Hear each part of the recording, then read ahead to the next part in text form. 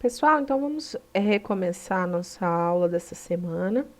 Nós estamos falando sobre os sistemas, né, do corpo humano. Nós já falamos sobre o sistema respiratório, sistema digestório, sistema circulatório, sistema excretor. Hoje o tema da nossa aula vai ser sistema muscular, ok? Então, como que a gente pode entender o sistema muscular? O sistema muscular, ele é formado pelo conjunto de músculos, né, do nosso corpo.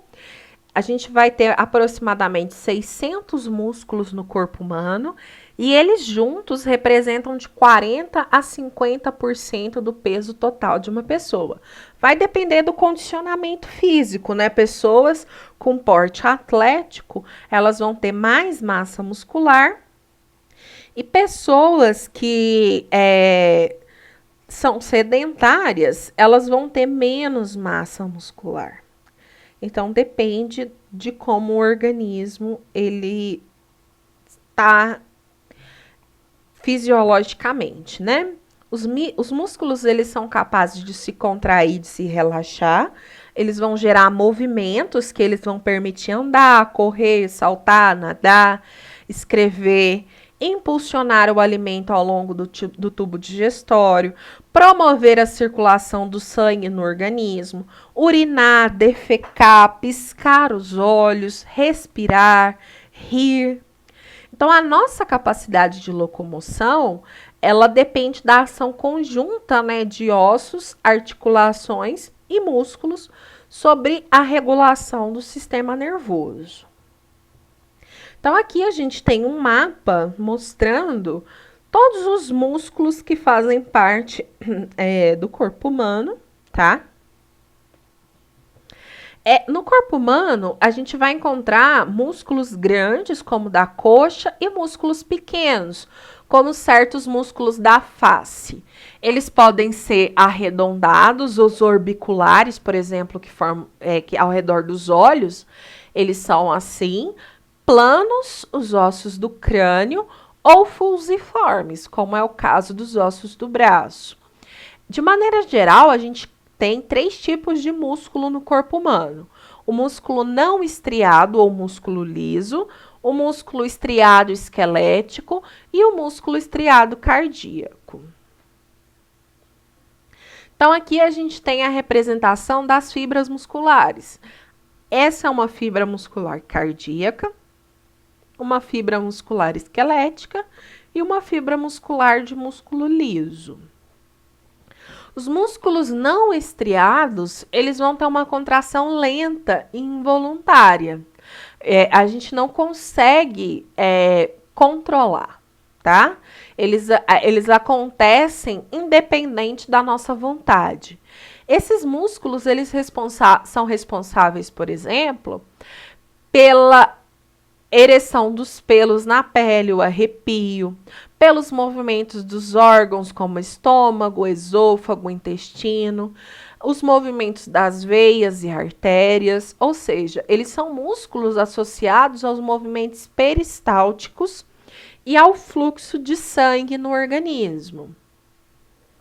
Os músculos estriados esqueléticos, eles vão se fixar aos ossos, geralmente por meio de cordões fibrosos, chamados de tendões. Esses músculos, eles vão ter uma contração vigorosa e voluntária, isso é, seus movimentos, eles vão obedecer à nossa vontade. Exemplo, a gente vai ter os músculos das pernas, dos pés, dos braços, das mãos. O músculo estriado cardíaco ou miocárdio, ele é um músculo do coração e ele vai promover os batimentos cardíacos. Sua contração, ela vai ser vigorosa e involuntária. O sistema muscular, uma das principais propriedades dos músculos é a capacidade de se contrair. A contrabilidade, ela é que torna possível os movimentos. No caso dos músculos estriados esqueléticos, os ossos eles vão atuar como alavancas que permitem a efetivação do movimento. Então, às vezes, o movimento ele vai ser possível graças ao trabalho antagônico dos músculos. Por exemplo, Quando você dobra um braço, o bíceps braquial ele se contrai, diminuindo o comprimento e aumenta na sua espessura. Ao mesmo tempo, o tríceps braquial relaxa. E ao esticar o braço, a situação inverte. O bíceps relaxa, voltando ao tamanho normal, e o tríceps contrai. A gente vai ter outra coisa que é a fadiga muscular. Quando uma pessoa ela vai realizar um esforço muscular muito intenso, é comum ela ficar cansada e sentir dores na região muscular mais solicitada. A gente chama de fadiga muscular. Ela é causada pelo acúmulo de ácido lático no músculo. O sistema muscular é uma situação de intensa atividade muscular. Os músculos estriados esqueléticos, eles vão necessitar de muita energia. Essa energia ela é obtida pela queima de alimento com o uso de gás oxigênio. Mas nesse caso, parte da energia necessária para a atividade muscular é obtida também por um tipo de fermentação, um mecanismo de queima de alimento sem utilização de gás oxigênio. A fermentação que ocorre no músculo ela é chamada de fermentação lática, porque ela gera ácido lático como produto final. Após um período de repouso, o ácido lático presente no músculo da pessoa é queimado e as dores elas vão desaparecer. Quando a gente observa um pedaço de carne crua, percebemos que ele é formado por inúmeros fios paralelos que são presos uns aos outros por tecido conjuntivo. Depois do cozimento, esse tecido conjuntivo se altera e não prende tão bem esses fios. Assim, ele vai ficar mais fácil de desfiar a carne. Os fios observados, eles são feixes de fibras musculares. Cada fibra muscular ou miócito é uma célula longa e fina com muitos núcleos e com citoplasma.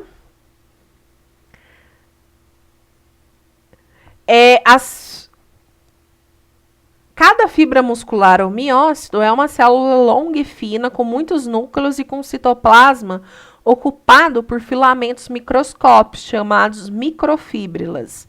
As microfíbrilas, elas permitem a contração muscular e os nossos movimentos. Os músculos estriados são às vezes chamados de músculos vermelhos, por causa da proteína chamada de mioglobina. Essa proteína é uma espécie de parente da hemoglobina e das hemácias. Ela vai ter 1/4 do tamanho dela, é vermelha e capaz de se combinar com gás oxigênio. A mioglobina ela vai funcionar como um reservatório de gás oxigênio pelas atividades musculares.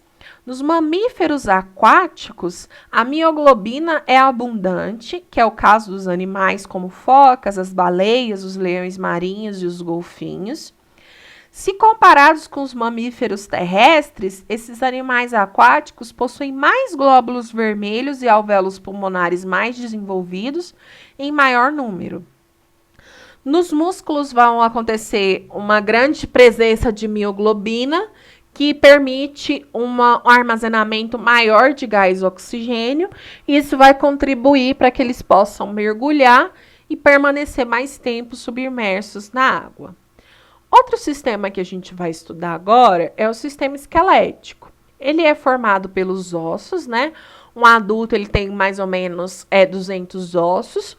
O esqueleto ele vai ser responsável por sustentar e proteger esses órgãos.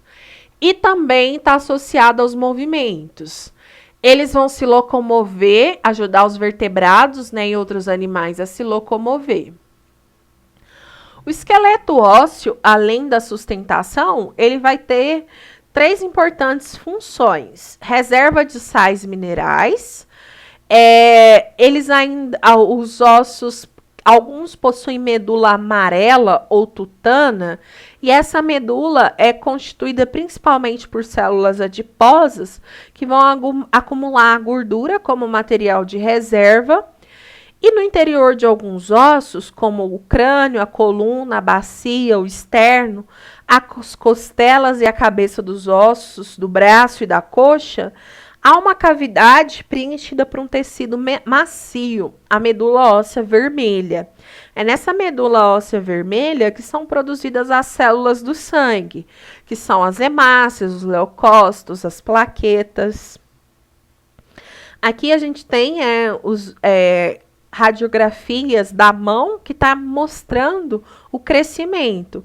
Esses espaços vazios, eles são formados por cartilagem. Enquanto há cartilagem, há crescimento, tá?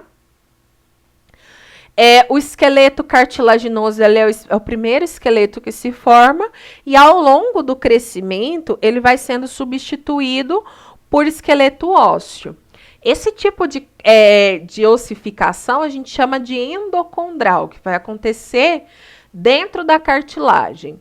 Os ossos eles vão começar a se formar no segundo mês de vida intrauterina e ao nascer a criança já apresenta um esqueleto bastante ossificado, mas ainda com muita cartilagem que vai permitir o crescimento.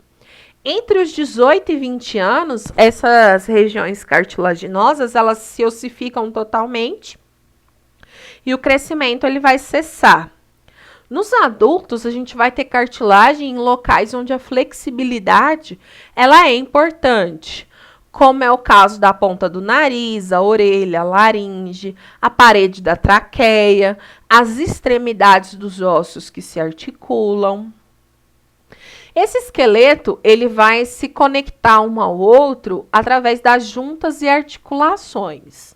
As juntas é o local onde dois ossos se tocam, algumas são fixas e outras elas são móveis, que a gente chama de articulações.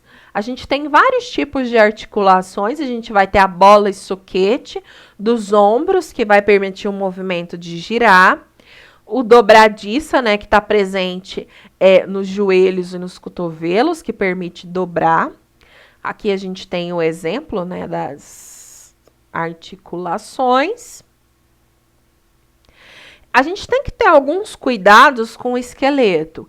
A gente precisa manter uma postura correta ao andar, ao sentar, ao ficar em pé. Evitar carregar muito peso ou transportar objetos pesados só de um lado do corpo, como por exemplo uma mochila. Alimentar corretamente, manter o peso adequado, né? Porque o excesso de peso ele sobrecarrega a coluna. Cuidado com pancadas, quedas, movimentos bruscos que podem fraturar ossos e prejudicar as articulações.